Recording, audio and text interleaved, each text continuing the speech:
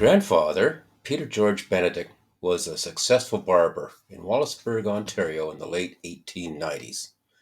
But he ended up in Calgary at the start of the new century and shortly married a pretty young lass from Nova Scotia, only 16 years of age. How did he get there? My first discovery was news of him closing down his barber shop in Wallaceburg and leaving town in a bit of a rush. He was known to enjoy some gambling, so I do wonder.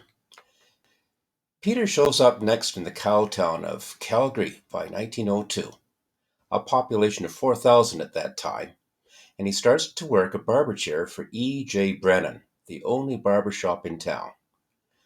But it seems that Grandad was not only a handsome lad, but a dandy on the dance floor.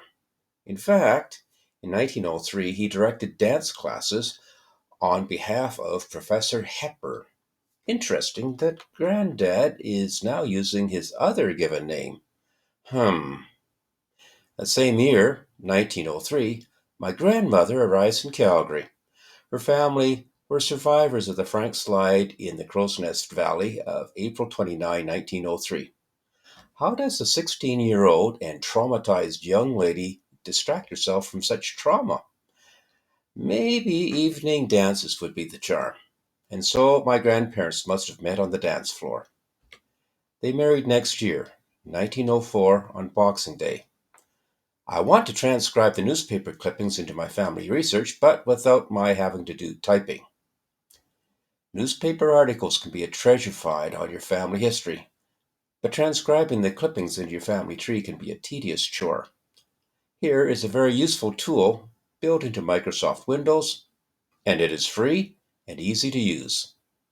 I'm going to transcribe the newspaper clipping on Granddad's quick departure from Ontario.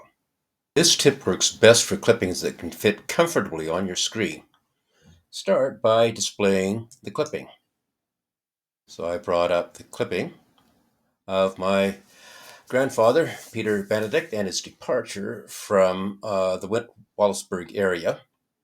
And now, next thing is to open up the snipping tool.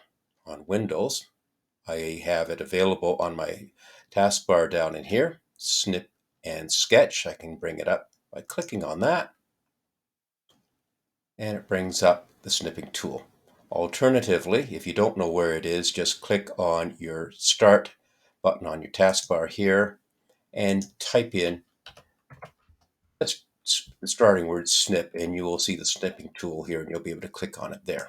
Okay, got snipping tool featured here, and I click on the New button, which now allows me to select areas of my screen for snipping in. I park my crosshairs in the upper left corner, drag down to the lower right corner of the clipping itself, release my clipping there. Now if I bring up my snipping tool again on screen, you can see that the image is now comfortably housed in the snipping tool pop-up window. Now we want to convert that image into actual text. At this point, you can do various things if you want to, in terms of cropping and so on and so forth. But I've got it nicely cropped to just the area that I want to have. On the snipping tool toolbar, there's a little icon here, which is called Text Actions.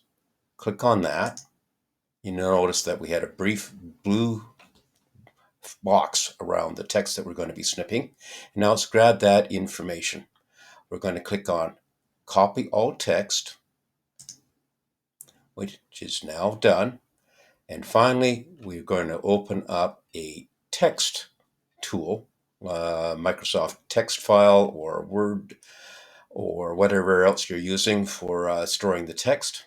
So open up a blank text area. And I'm using text as popped up. And now we are going to paste the text in there. You can either click on Edit and click on Paste, and there it is.